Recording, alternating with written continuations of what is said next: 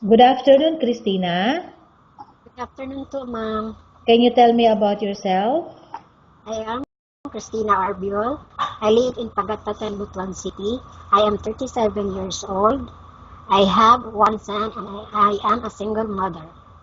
Okay, I have few questions for you to answer, so let's start. Why do you want to work as a maid? Because I want to earn money, I want to help my family, and I want to spend my son to school for his best future.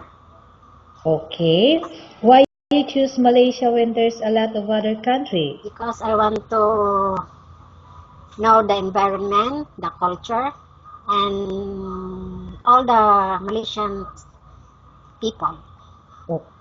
Okay, how are you qualified for this job? Physically and mentally qualified now. Okay, may I know what is your educational level? College undergraduate. Okay, what is your recent experience? As of now, I don't have work, but I can do housework now. Yes, Okay, have you worked abroad before? yes ma'am. Can you please tell me what place and how many years you work I was for? in Singapore for 2 years now. Yeah. Okay. Do you have experience of taking care of Yes ma'am. baby? Whose baby you My taking care of? employer, 3 to 4 years old. Okay. How about elderly people? Can ma'am. I can manage. I can take care of. Okay. Do you have any other special skills? Sewing, planting, cooking. Okay. Are you willing to learn new skills? Yes ma'am, I will. Are you willing to work with a family where the mother-in-law or any relatives Yes stay ma'am, I am together? willing. Currently, are you still working now? No ma'am. Do you know Yes how ma'am, to cook? I can. What sort of food can Chinese you food, cook? Indian food, and Filipino food. Okay. Are you aware that you will have to do washing, cleaning, Yes ironing, ma'am. and cooking? From all the house chores, which do Everything you ma'am, like most? everything I can do. Okay. If ever you were selected to work in Malaysia, who My will take parents care ma'am. of your kid? My parents. Okay.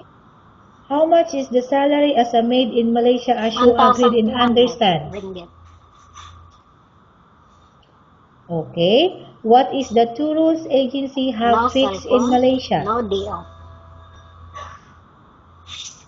Okay. How many years you have the Two contract years as you ma'am. agreed and 2 years. understand? Okay. Can you describe for I am me your ethics? hardworking, patient, and honest. Mm-hmm. Mm-hmm. Okay. How can you assure to us I that you will will do work my hard very in best ma'am. Malaysia? I will do my very best. Okay. Can you promise not to use the Yes telephone ma'am. without the permission of your employer? Can you promise not to put on makeup Yes but ma'am. to dress I properly do. while work? Can you promise not to invite friends and Yes ma'am. relatives without the consent of your employer? Can you promise not to ask for advance salary from Yes your ma'am. employer under any circumstances? Do you really understand Yes of the ma'am. rules and regulations of the agency? Do you pay any placement No fee ma'am. for you to come to Malaysia to work as a maid? Do you have any history of sickness, No ma'am. example breast cancer or any other illness? Do you suffer from any No ma'am. skin diseases, allergy or physical defect? No Have ma'am. you suffered from any serious illness? Yes ma'am. Have you I have undergone any operation? cesarean.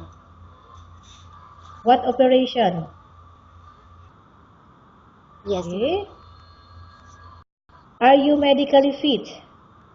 No ma'am. Are you in any medication? No ma'am. Are you allergic with any food? Yes, ma'am. Okay, Christina, we have finished our question section. Let's go to case study. I have 2 case Yes, studies for ma'am. you and I want you to answer me truthfully, okay? Okay, number 1. Upon arrival in Malaysia within 6 months, if ever any of your family members passed away, what will you do? The best Will I you can do, continue ma'am, to is to work till finish my finish your contract. contract or If you I will go cannot back? go home, it's better to send money for them for help.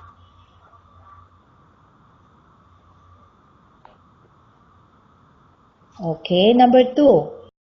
Once you reach Malaysia, let's say if you don't like to work and you want to go back, you have to bear the entire damages Yes, and the ma'am. losses. Are you agreed for that? I, re- I repeat, once you reach Malaysia, let's say if you don't like to work and you want to go back, you have to bear the Yes, entire ma'am. damages and the losses. Are you agreed for that? Ma'am.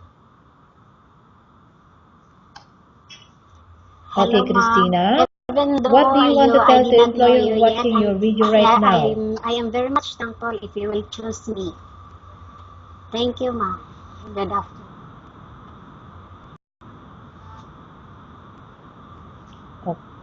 Okay, thank you very much, Yes, ma'am. Christina.